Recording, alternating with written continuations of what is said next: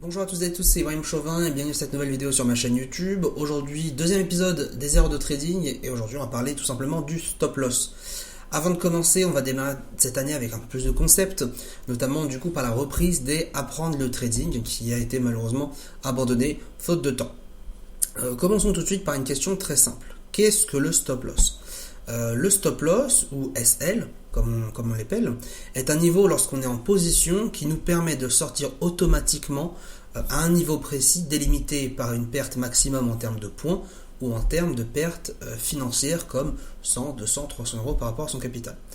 Un exemple, j'ai 10 000 euros. Je souhaite risquer par exemple 200 euros de mon capital, soit 2%, sur ma position sur le CAC 40. Donc j'achète le CAC 40 à 4500, mon stop loss est à 4000 points, je peux alors perdre 500 points à raison de 200 euros au total, soit 2,5 euros par point.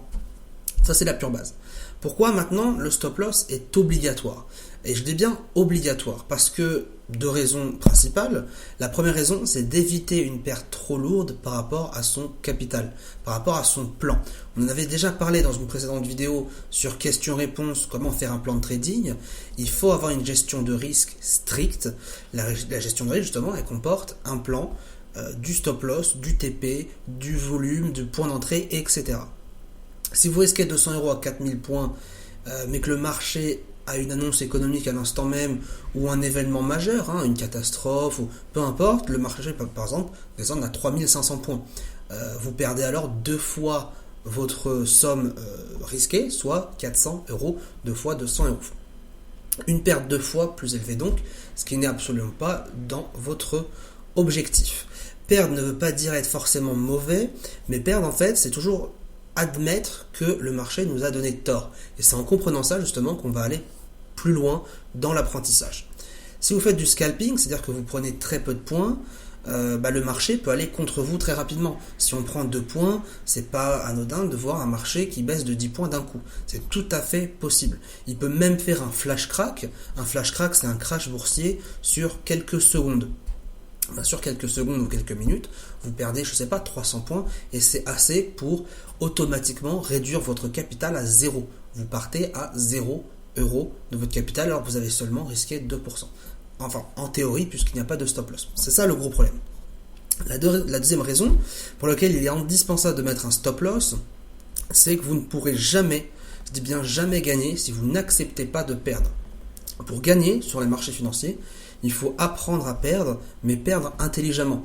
Et là, du coup, il faut arriver à maîtriser son ratio risque. On en parlera justement dans une prochaine vidéo sur les erreurs de trading.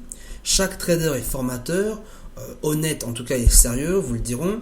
On met toujours un stop, c'est obligatoire pour gagner sur les marchés. On fait des petits gains réguliers plutôt que des gros gains et des grosses pertes. Ça sert à rien. Si sur un 10 000 euros, demain je vais gagner 3 000 euros et le lendemain je vais en perdre 5 000, ça n'a aucun sens et en aucun cas, je vous dis en aucun cas, c'est du trading sérieux.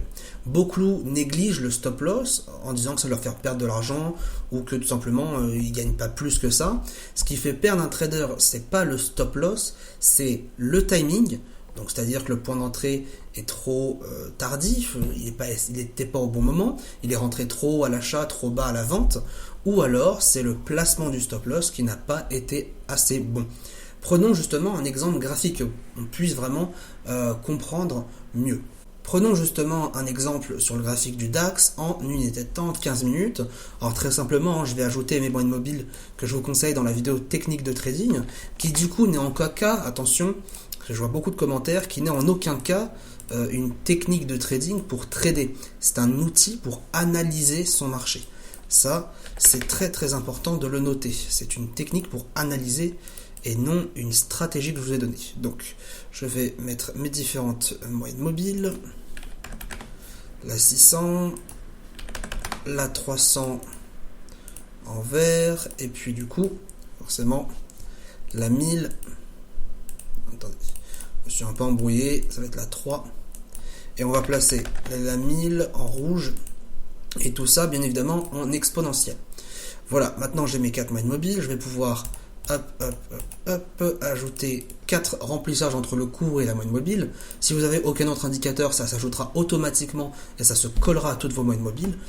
Ça, c'est parfait. Et du coup, alors, je vais pas me prendre la tête, je vais aller en 1 minute. Cette fois-ci, je vais l'utiliser en tant que stratégie.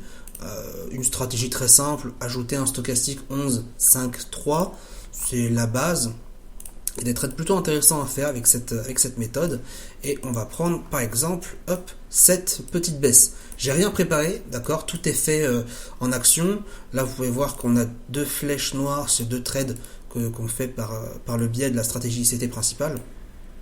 Puisque je laisse beaucoup les marques, comme le matin on se retrouve en live, j'explique un peu tout ce qu'il y avait à faire, tout ce qu'il y a à faire, pourquoi c'est intéressant, pourquoi ça ne l'est pas, et on va pouvoir du coup prendre un exemple en live. Alors, pour commencer, tout simplement, on va analyser 15 minutes, 5 minutes, 1 minute. Bon, je ne vais pas le faire en l'occurrence sur mon marché, mais on est dans l'optique, on est dans la théorie cette fois-ci, attention, où notre marché que vous avez devant vous est baissier sur le 5, sur le 15, 5 et 1 minute, d'accord ?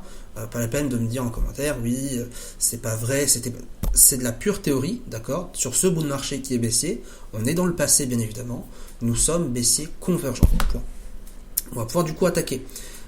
On va purement et très simplement capter tous les points hauts au-dessus des 80, ça c'est une petite astuce que je vous ai donnée, tous les points hauts au-dessus des 80 qui croisent à la baisse. Et c'est comme ça tout simplement qu'on va pouvoir vendre ce marché, et donc j'en repère pas mal d'ailleurs, je vais les repérer ici, par exemple il y en a un là, il y en a un ici, un là, pas ici, non, alors celui-ci il a juste une petite bougie de retard, voilà, ok, ici et ici, et celui-ci du coup se retrouve au-dessus des moyennes mobiles 100 à 1000. Il faut bien que le cours soit en dessous des moyennes mobiles sur les 3 unités de temps, 15 minutes, 5 minutes, 1 minute. C'est avec le 1 minute que l'on va trader. Alors, on va du coup remplacer tout ça par une flèche ici. Ne vous inquiétez pas, ensuite je vais enlever le remplissage pour qu'on y voit un peu plus clair, parce que c'est vrai que c'est très sombre. C'est tout à fait normal. Je vais bien noter ça. Je vais enlever les lignes et du coup je vais enlever le remplissage pour que vous puissiez, vous de votre côté, y voir un peu plus clair. Moi malheureusement je suis habitué, donc c'est tout à fait normal. Voilà nos points de vente sur le marché. Alors, exemple très simple, si je trade sans stop loss, qu'est-ce que je vais faire? Comment je vais réagir dans la situation? Alors on voit qu'on a plusieurs, on a plusieurs trades même, on en a 6 exactement. Et sur ces 6 trades là, j'ai effectivement, en tout cas de ce que je peux voir, j'ai 2 trades au début qui ne vont pas forcément compter. Pourquoi? Parce que les 2 trades se superposent. Voilà. Donc le trade de 8h23 et le trade à côté de 8h43 se superposent. En fait, je ne vais pas cumuler les ordres. C'est-à-dire que là, je vais vendre à 8h23. Exemple très simple. 8h23, je vends. Je suis en position encore à 8h42. Donc effectivement, je ne vais pas replacer une position. On pourrait, mais là je suis vraiment dans la partie théorie simple, je ne vais pas commencer à vous expliquer pourquoi on pourrait ou on ne pourrait pas, et ainsi de suite. Donc là je vais uniquement placer un ordre. Je vais du coup supprimer le deuxième pour éviter de vous prendre la tête. Tous les autres ordres, du coup on est à 5, tous les autres ordres sont bons, tous validés, il n'y a rien qui freine, le cours est bien en dessous de la moyenne mobile 100, donc c'est parfait. Ok, voyons voir justement quels sont les ordres à prendre, quels sont les ordres à pas prendre, c'est-à-dire quels sont les bons, quels sont les mauvais. Et sur cet exemple, sur les 5 positions au total, je vois seulement 4 positions, une position perdante, et 4 positions gagnantes. Donc j'en vois la première qui est gagnante, la deuxième aussi, la troisième aussi, la quatrième aussi, et la cinquième qui est perdante. Alors perdante si on joue justement avec un stop loss. Mon stop loss sur ce type de marché, alors pour déterminer quand même mon stop loss, je vais mesurer mon échelle. Qu'est-ce que j'appelle mesurer mon échelle? En fait, c'est tout simplement voir à combien de points le marché monte et baisse sur une ou deux bougies, sur un plus haut et un plus bas. Parce que parfois, le marché peut être extrêmement liquide et une hausse, un repli de marché, donc c'est entre un plus haut et un plus bas, le repli peut être de 20 points. Le repli peut être de 60 points et ainsi de suite. Je pense que vous l'avez remarqué, parfois les bougies sont assez grandes sur l'écran et font seulement 5 points, par exemple.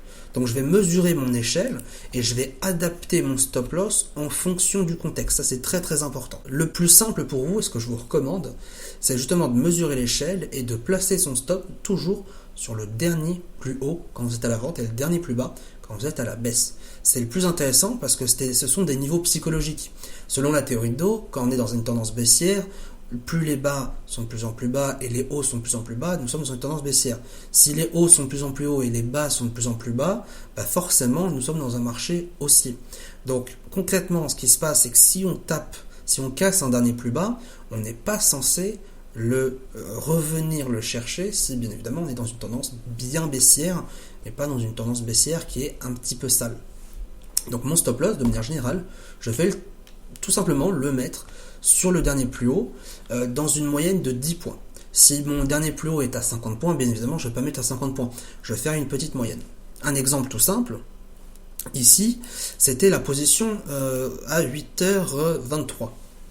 Mon dernier plus haut, du moment, en tout cas, du marché, il était à 11 539,9, 11 540.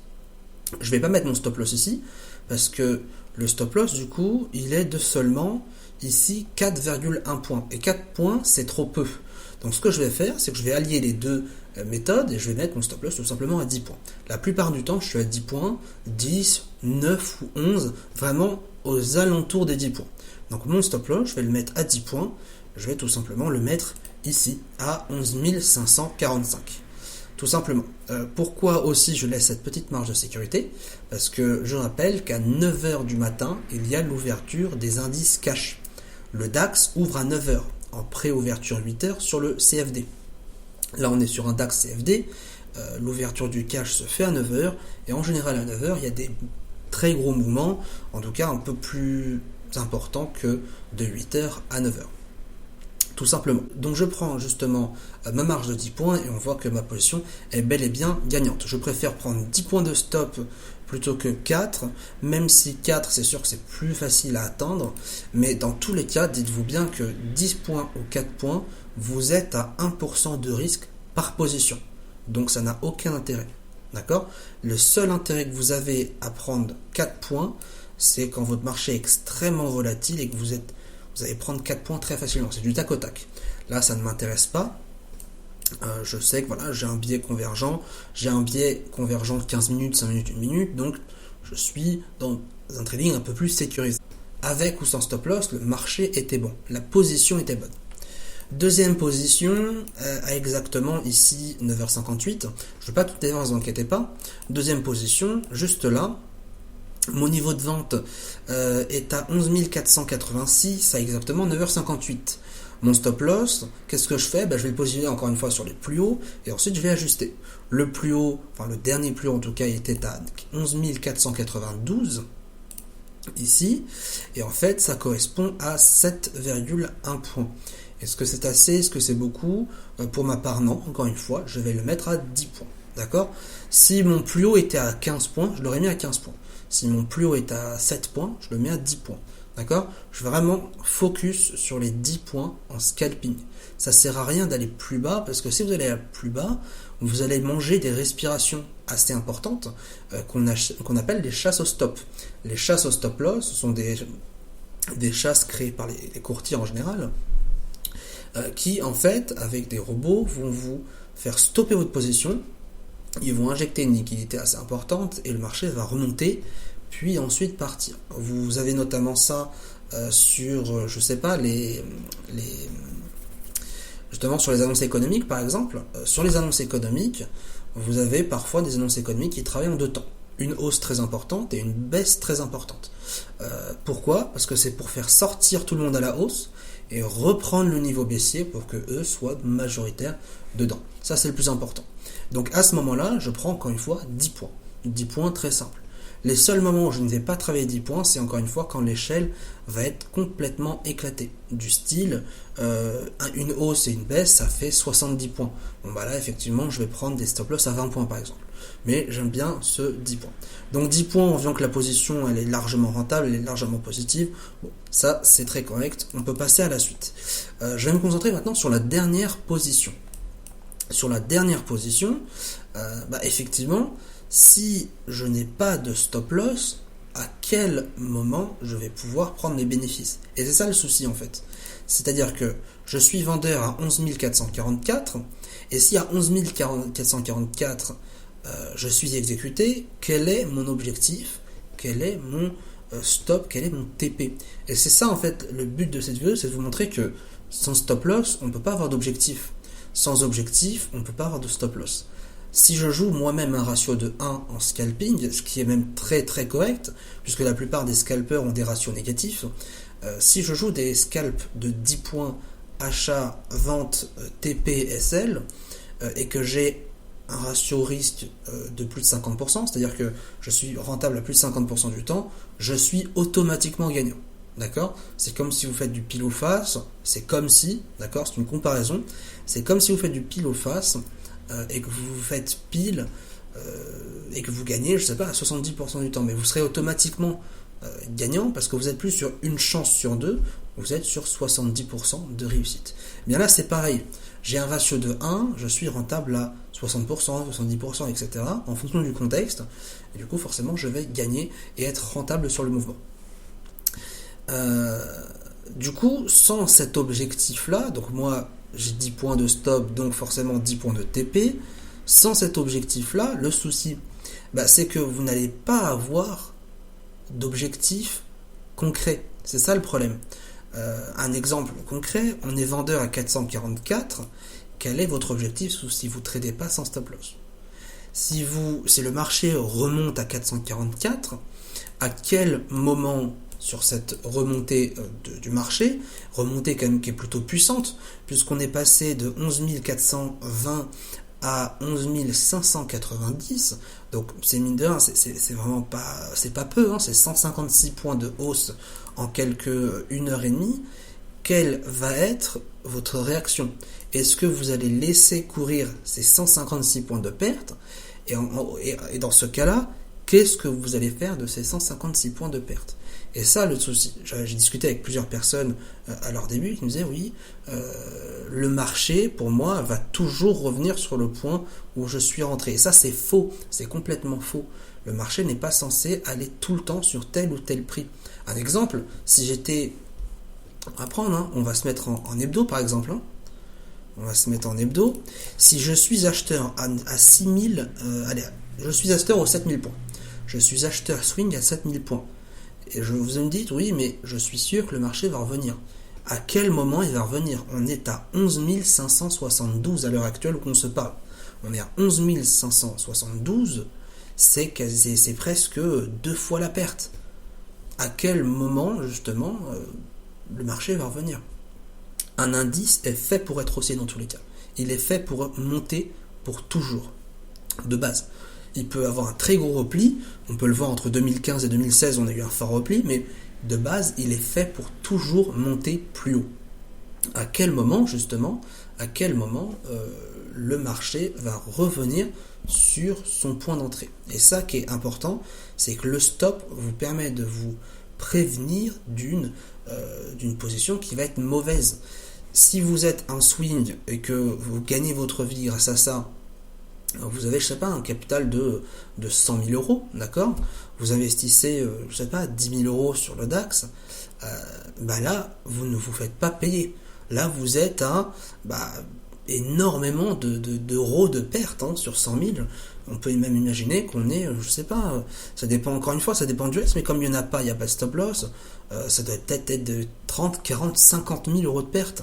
Comment vous allez soutenir ça? Et si le marché, parce que là on est quand même sur des signaux très haussiers ces derniers temps, on a une très belle cassure d'oblique baissière, si le DAX il monte à 12, 13, 14, 15 000, comment allez-vous faire pour rattraper votre perte? En fait, vous êtes condamné à perdre pour quasiment toujours, concrètement.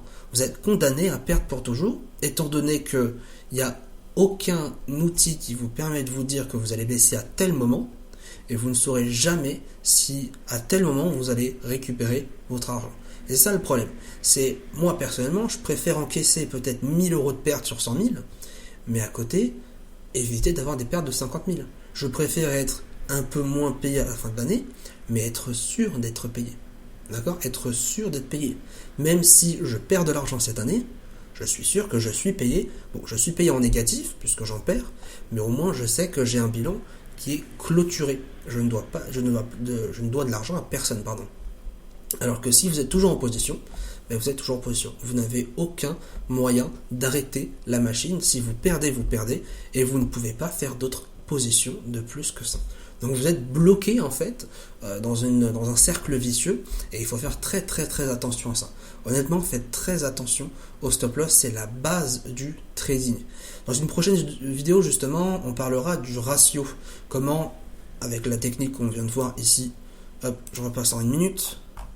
Avec la technique qu'on vient de voir en une minute, comment justement améliorer ses performances, parce que le coût du oui, vous ne pouvez jamais gagner de plus de 3-4% par mois, tout ça c'est des conneries. On va être tout à fait honnête ensemble, tout ça c'est des bêtises. Vous pouvez être beaucoup plus rentable que 3-4% par mois, bien évidemment sans faire de l'intraday, mais en faisant de l'intrascalp, du scalping tout court, sans prendre non plus énormément de risques, mais en étant intelligent, en étant rigoureux. Vous pouvez, en mêlant plusieurs méthodes, la convergence d'unité de temps comme je viens de vous montrer, sur toutes les dernières vidéos que je vous ai montrées, sur les autres vidéos, comment créer un plan de trading, et bientôt, donc la semaine prochaine, sûrement la vidéo sur la gestion de risque, sur le ratio, comment améliorer son ratio. Qu'est-ce qu'un ratio? Qu'est-ce que ça peut ajouter à votre trading? Et bien, je peux vous dire qu'avec un ratio, on peut faire beaucoup de choses. Pour ma part, je joue un ratio de 1. En scalping, je joue des fois des ratios de 2. Ça dépend encore, j'ai pas mal de paramètres différents. Si je me permets de jouer des ratios de 1, c'est parce que j'ai une rentabilité plus importante en termes de pourcentage. En intraday, bien évidemment, il vaut mieux jouer des ratios plus importants que 1, 1,5, 2, puisqu'en intraday, on a peu de positions sur la journée, donc il faut être mieux dans le bon coup et justement dans le bon train. Tout simplement. J'espère que vous avez aimé cette vidéo. Je reprends les vidéos sur YouTube. J'étais un petit peu malade ces 2 dernières semaines. Avec le froid qui arrive, c'est pas très pratique. Je vous laisse, je vous dis de bons trades à tous et à bientôt. Au revoir.